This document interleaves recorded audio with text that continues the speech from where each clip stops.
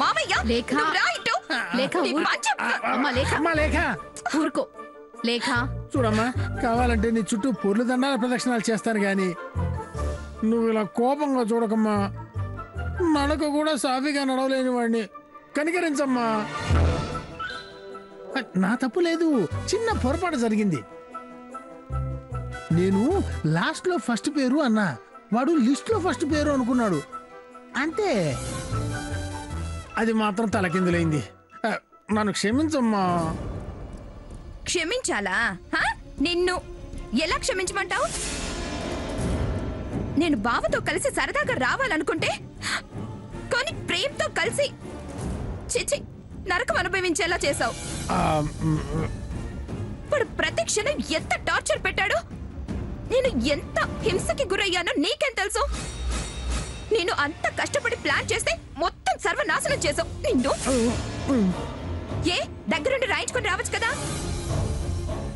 ఇప్పుడు లాస్ట్ అంటూ లిస్ట్ అంటూ కథలు చెప్తున్నావా? కథలు నిన్ను. ఆగు, నేను పట్టుకుంటాను.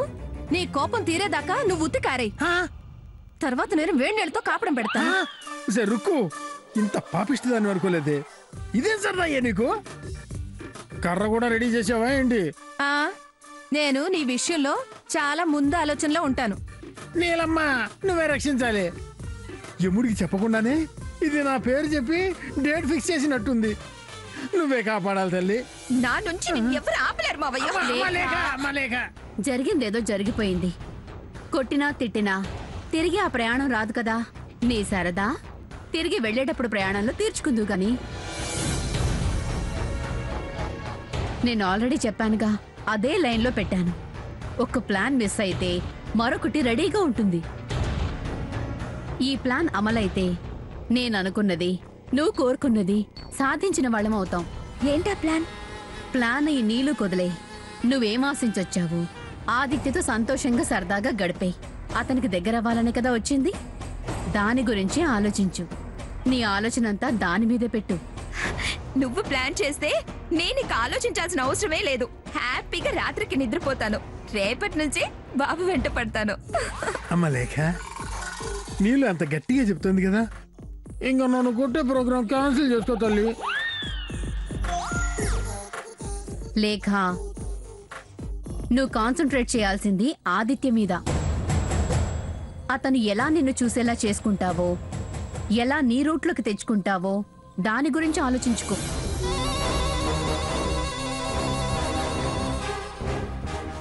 Okay Neelu, bye. Good night. Good night.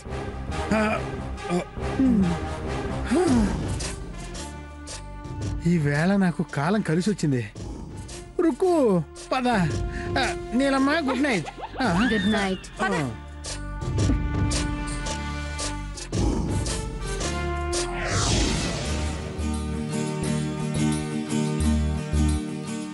రాధకా, బాబాయ్ రండి రండి తొందరగా.